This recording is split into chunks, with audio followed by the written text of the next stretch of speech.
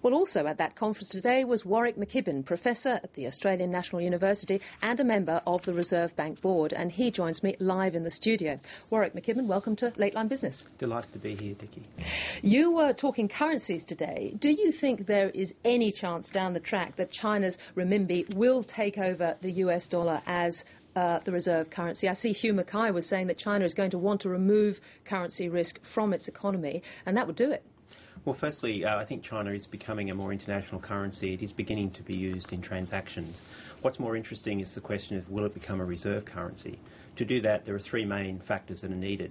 It has to become convertible, that is, it has to be able to be exchanged in financial transactions. The financial system has to be robust in China and people need confidence in the store of value. And China needs to run fairly substantial trade deficits for the currency to be accessible to the global economy. So it sounds a little way off. I think the reserve currency is a little way off. It'll depend very much as well on what happens to the US currency. If we start seeing inflation emerging in the US, which you can't rule out as one of the levers that the US will use to reduce its fiscal problems down the road, the quicker inflation rises in the US, the quicker the store of value of the US dollar declines, and then people will be looking for alternatives. Now, you also talked about sovereign risk today. What do you make of the timing of the government's original resource super profits tax and indeed the policy itself? Well, I think the timing was very unfortunate because we had a sovereign risk crisis going on in Europe. We had a focus on fiscal positions and we had an announcement of a policy which had the intention of raising revenue. To me, that was a problematic timing. Also, I didn't like the strategy in the policy. If you are going to do a resource rent tax because of the exhaustibility of the resources, the revenue that comes from that should really go offshore. It should go into a sovereign wealth fund. It shouldn't be channeled back into the Australian economy as a way of cutting other taxes and distributing income, and that's unfortunate. So if the super profits tax was to help, repay the stimulus, should the stimulus have been used in the first place?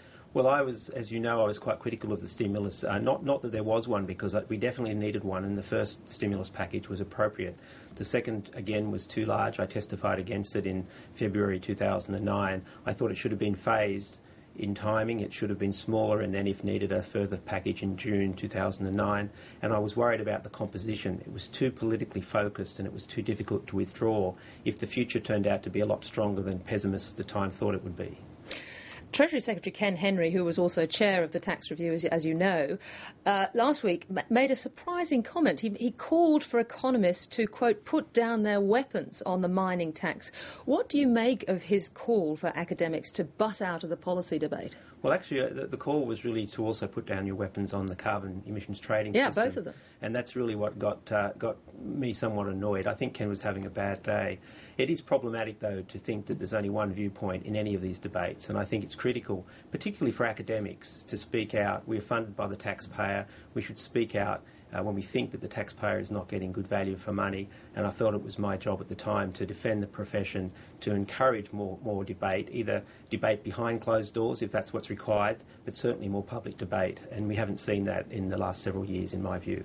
So you don't feel that there has been the opportunity for economists and academics to comment on policy like this? Well, as far as I understand, there hasn't been. There certainly hasn't been any of my interaction with this process in any stage, either of the emissions trading system or of any of the other major policy decisions. Perhaps I'm just not someone that the government wishes to talk to, but on the other hand, I know of no other colleagues in the profession who were consulted either. And you're a fairly important fellow, let's face it, in Australia. I mean, if it is, Ken Henry as well, I'm thinking, is wearing several hats. If Treasury is silencing academics, one would hope that it's not politically compromised.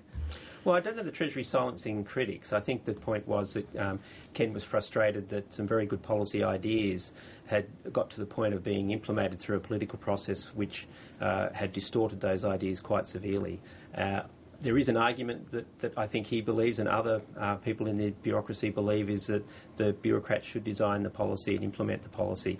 I think the role of the bureaucracy is actually to critique and to be offering fair and fearless advice. And I think There should be far greater engagement between the academic community and the policy community. In a government that was as frantic as the Rudd government, I just don't think anyone had time to consult people outside a small circle of people that were obviously driving policy. Well, now we've got the Gillard government. What did you make of the revised budget, which factored in, over another $6 billion in commodity price increases? Well, I think the lesson from the revisions in the budget is just how uncertain the world economy is and just how fragile our ability to forecast the future really is. The key here is then not to design policies that require those forecasts to be correct or even accurate. What's critical is to have the flexibility to adapt and adjust as you get new information. It's very dangerous to lock in large policy adjustments thinking that you know where the world will be in 3 years' time, let alone in 10 or 20 years' time, which is what's embedded in much of the climate debate. And I think it's very dangerous to think that we really understand a great deal about where the next shock will come in the world economy. You've clearly been disappointed by the Gillard government's policy change on climate change. What is the biggest concern and how might that impact business? Well, let me say I'm disappointed in both sides of politics. Try and be apolitical wherever possible. The big impact, though, from both sets of policies is the uncertainty it generates. If we think about what we're trying to do here, is we're trying to move the Australian economy to a very low carbon footprint at the same time as minimising the economic costs of getting there. The fundamental problem is this requires an enormous investment by the private sector, not by the government, but by the private sector in long-term energy technologies and also energy-using technologies. To do that, you need people willing to invest large sums of money, knowing that they will get a rate of return from that investment. The uncertainty about carbon prices, the uncertainty about the nature of policies, the stop-start nature of investments in renewables or geothermal technology or solar really does hamper investment, and it reduces economic potential in this economy, and that's very, very costly. Finally, you're up for reappointment next year, I think, on the Reserve Bank board. Will you be reappointed, do you think? Tiki, that's a very good question. I don't think either side of politics possibly finds me as their favourite economist, but it's a fantastic opportunity, and the last 9 years has been a very rewarding experience. Well, perhaps that's why they should have you there, Professor McKibben. Thank you very much for talking to Late Line Business. My pleasure being here, Tiki.